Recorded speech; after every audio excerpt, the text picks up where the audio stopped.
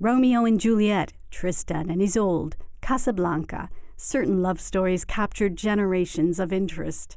The novel Norwegian Wood by Japanese postmodernist Haruki Murakami has seduced millions of readers worldwide since its publication in 1987. A nostalgic look at youthful love in 1960s Japan, it now comes to the screen by the hand of the famed French director of Vietnamese descent, Tran Anh.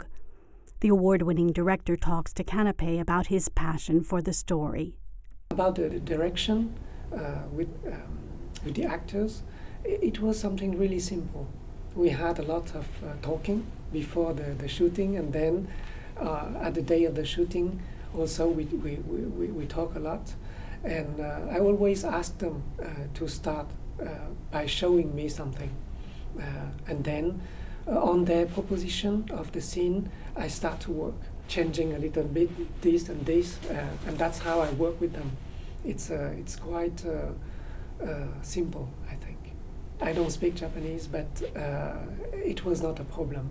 I was more focusing on the musicality of the lines when they have to deliver it. So we work a lot on it. Sometime during the shooting, when something sounds a little bit strange for me, or when I don't like how the line ends, I would ask, to change it and to try to find something that fit more the music that I have inside of me. The rhythm is something important because somehow it's the way we are breathing. It's very important that at some point the actors they are aware of this rhythm, because for some scenes that are long and difficult to shoot, I can only rely on them, and they have to take everything, the rhythm, the musicality of the scene. I cannot say, at this moment you have to stop, have before saying this and that. It's really something that belongs to really good actors.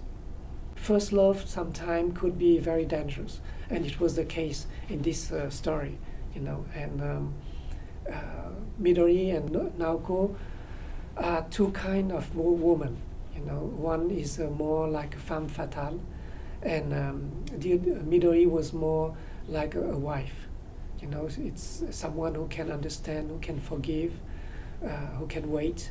It's amazing.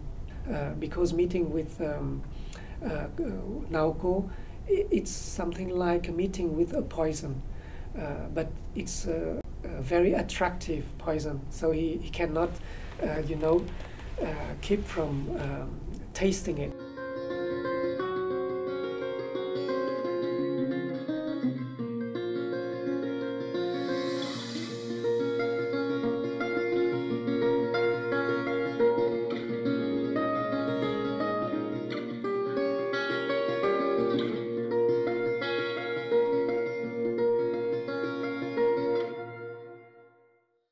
There is, for me, an issue to film, sex scenes, because when you see it in cinema,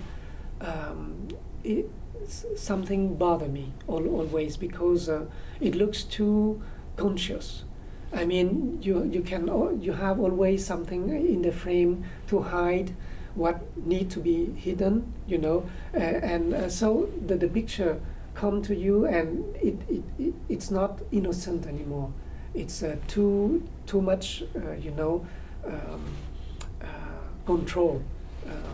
That's why I prefer not to show, nudity in a movie, not too much, because what happened in the movie each time they are making love.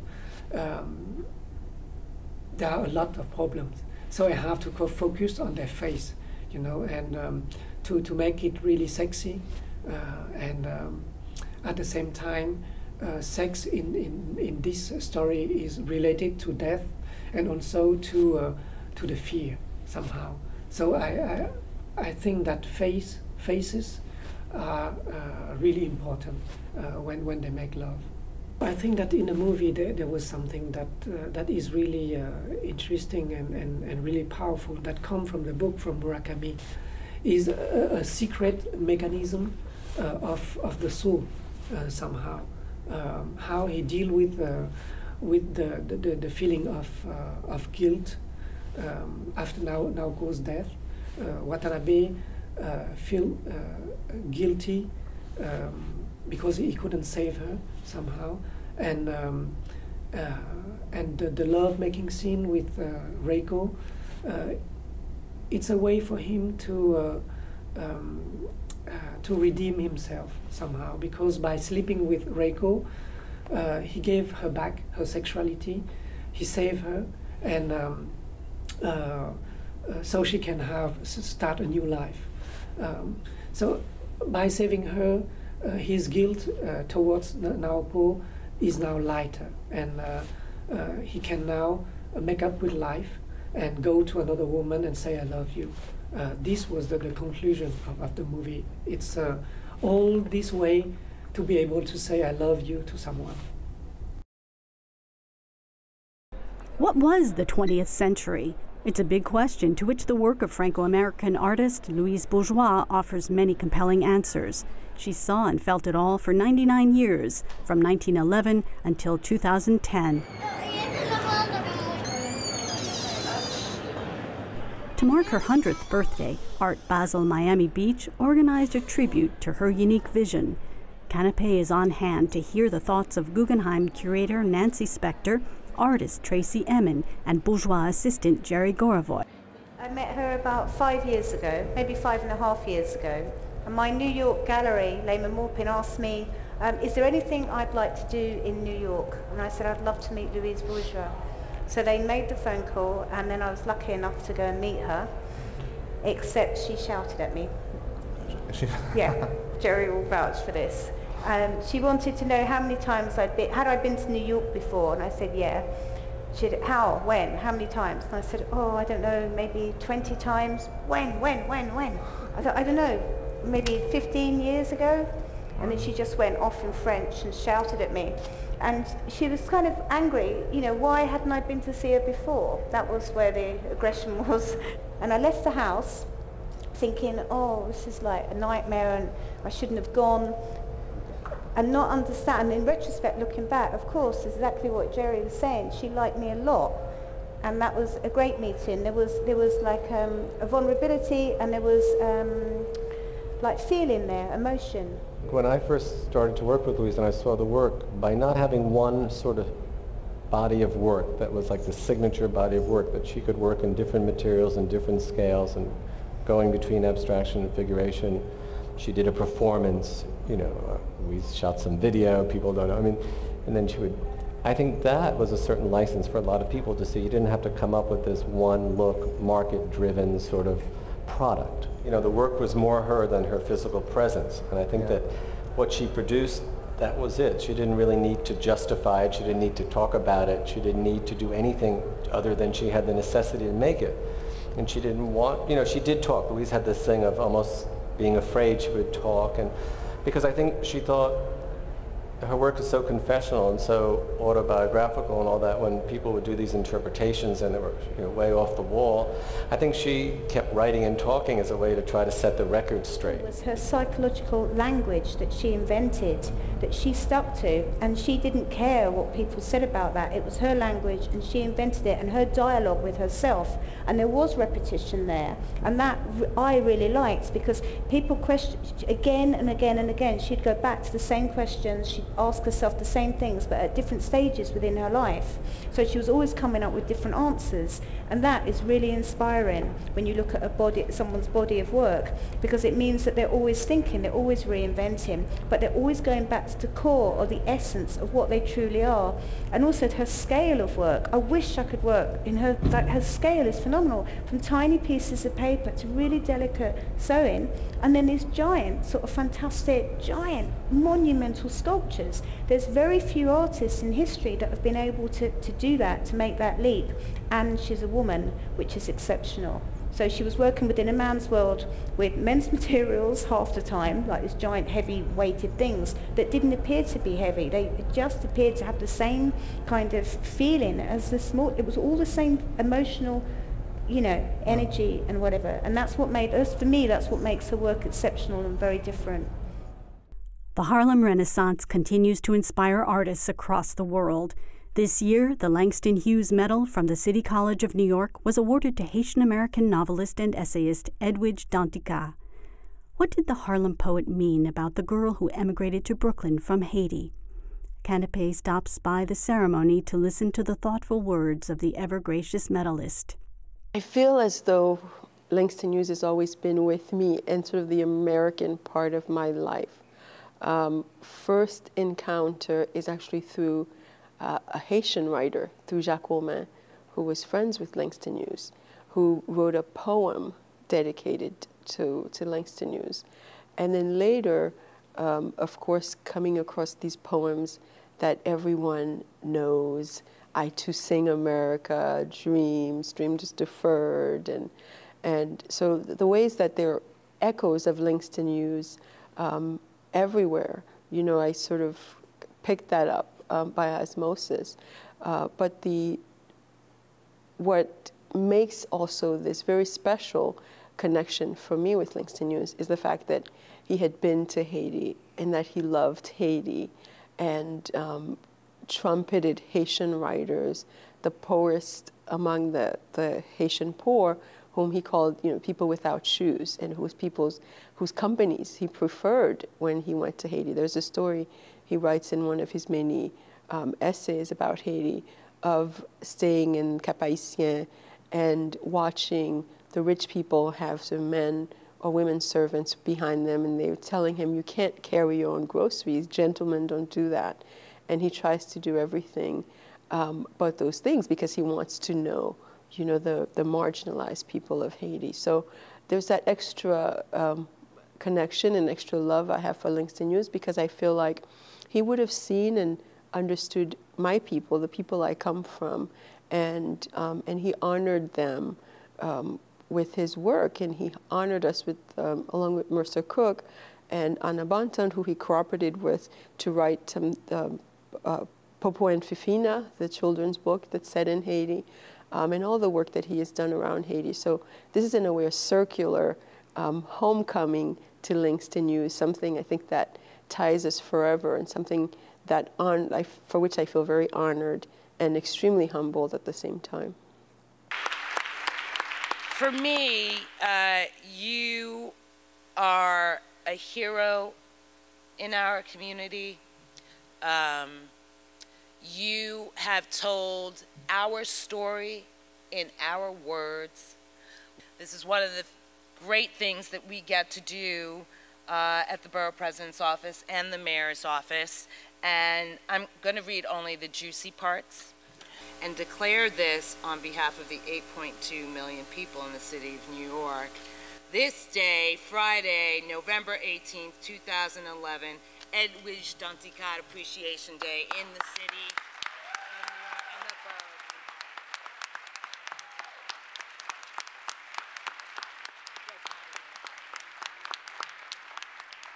borough. In the Haitian Vodou tradition, it is believed by some that the souls of the newly dead slip into rivers and streams and remain there under the water for a year and a day.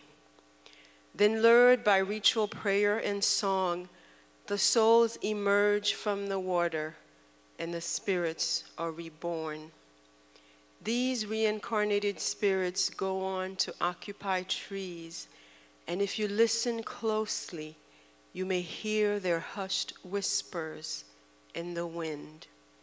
And the days following January 12, 2010, while watching the crumbled buildings and crushed bodies that were shown around the clock on American television, I thought I was witnessing the darkest moments in Haiti's history. Then I heard one of the survivors say, either on radio or in television, that during the earthquake, it was as if the earth had become liquid, like water. That's when I began to imagine them, all these thousands and thousands of souls slipping into the country's rivers and streams, then waiting out their year and a day before re-emerging and reclaiming their places among us. And briefly, I was hopeful. My hope came not only from the possibility of their and our communal rebirth, but from the extra day that would follow the close of a most terrible year. That extra day guarantees us nothing except that it will lead us into the following year, and the one after that, and the one after that, and the one after that. Thank you.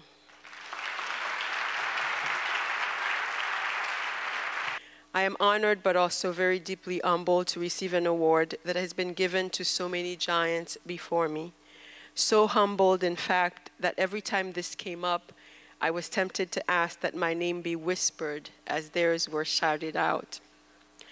My life, for reasons that only the universe fully understands, has been one in which I often feel as though I am walking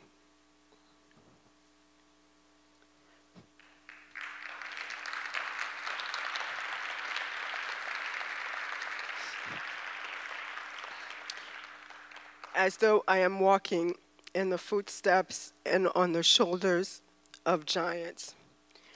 Nothing that has happened in my life thus far has proven this more true than tonight.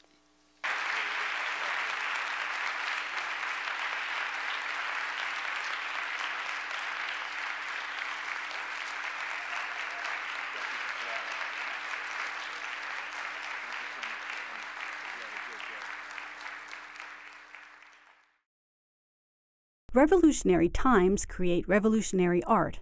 From the time of the French Revolution of 1789 through the reign of King Louis Philippe and the establishment of the Second Empire in 1852, an incredible concentration of artistic talent brought its collective skill to bear on one of the most turbulent times in French history. The exhibition David Delacroix and Revolutionary France, Drawings from the Louvre, at the Morgan Library and Museum offers a unique window on the visual culture of this period.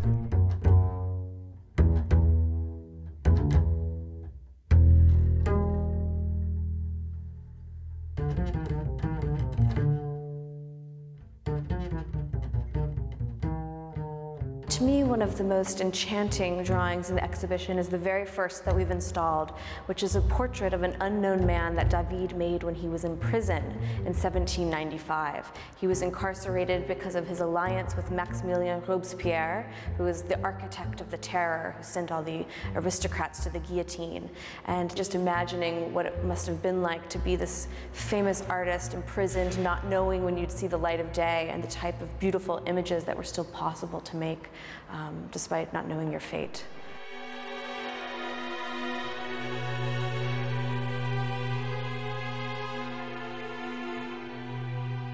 One drawing that is enchanting is a drawing that Géricault made on his deathbed, and it's of his hand. He's lying in bed, incapacitated, and he traces the contour of his left hand onto a piece of paper. Then he's added chalk and watercolor, and to me what's most kind of chilling is the greens of the watercolor showing through, as if he can sense that his flesh is already eroding from his bones, and he seems to be quite aware of his own mortality. And also the hand, to me, is also quite symbolic of his own self-identity as a draftsman. I mean, the hand is where your genius comes out, and so we're really fortunate to have that here in New York. We have two sheets by Eugène Delacroix, and we think that he was inspired by Byron's tale of the Assyrian king, who instead of being murdered by his enemies, decided to take his own life on his bed. He turns it into a funeral pyre. And so in one of the drawings, you see the bearded Assyrian king with his very dark eyes looking downward. But to me, what's so extravagant about the sheet are these swirling lines that are really quite abstract if you look closely. What's also great is that we have installed alongside these drawings a very quiet, peaceful landscape of Dieppe, and they couldn't be more different, but they're both by the same artist. An example of perhaps the neoclassicist would be David's preparatory drawing for the intervention of the Sabine women.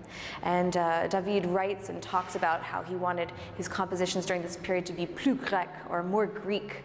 And you see this woman whose arms are outstretched, and you see this interest in very angular forms and angular drapery. And this is one of the kind of characteristics, perhaps, of we say of neoclassicism. So something like this juxtaposed to, let's say, Géricault's Horses at the Stake, where you see these two grooms who are trying to wrangle these horses who are retaliating against their keepers, and these undertones of violence and upheaval, and also the dark melodious washes that he applies to the sheet. This is what we really think of when we think of the Romantic school. During the French Revolution, artists began to use subjects that mirror actual happenings. And one image that I find to be quite spooky, if you kind of think about the political moment, and remember during the Revolution we have the guillotining of people in the streets. The King of France is murdered at the guillotine. He literally loses his head. And we have this lovely drawing by Gérard, and it's Marius entering Rome. So it's a Roman subject, a subject from history, and you see these kind of brutish men walking through the streets carrying severed heads on pikes. And this is, of course, just a story from our history, but of course it would have had reverberations as to what was actually happening in the streets of Paris.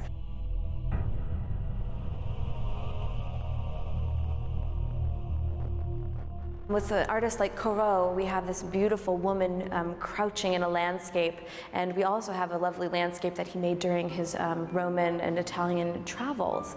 And the idea that artists, even though it was a turbulent time, they could leave Paris, they could escape and enter this kind of untouched landscape must have provided great solace to them. We're quite fortunate to have some of the great canonical masterpieces from the Louvre here on view. Prudhon, who was a beautiful draftsman of the nude figure.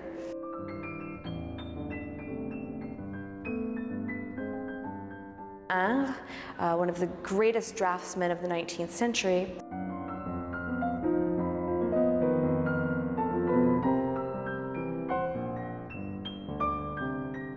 And then we move on to various artists, some of them lesser known, such as Ari Scheffer and James Pradier. And it's a great opportunity to introduce the American public to artists that perhaps are not as well known. And then on our last wall, again, we have some artists that might not be as known to the American public, such as Orcel, and we end with Honoré Daumier, perhaps best known for his caricatures, but we've shown two very different drawings, one of a centaur abducting a woman. It's quite violent in its vigorous strokes, and above that, a very quiet drawing of a woman looking down in contemplation. The Prudhon is one of the more, to me, disturbing drawings that we have. You see that it's on this beautiful blue paper that's kind of, it's changed colors over time, so it looks a bit brown. But it's an image of Constance Mayer, who is a wonderful female painter. She was a collaborator of Prudhon. They shared a studio, and it's a very sad story, in fact. It was known that the two were lovers as well as collaborators. They shared a studio, and when Prudhon perhaps ended either their painterly alliance or the relationship, she locked herself in another room and slit her throat with a razor blade. And this was an image from a happier time that Prudhon had kept in his collection, but after her suicide, he couldn't bear to live with it, and he gave it away to a collector. It has quite a sad, tragic tale. And I've really been paying attention to people as they're looking. I like to listen in on conversations, and I find that our audience is incredibly well informed here in New York, and really they understand that they're seeing some of these masterpieces.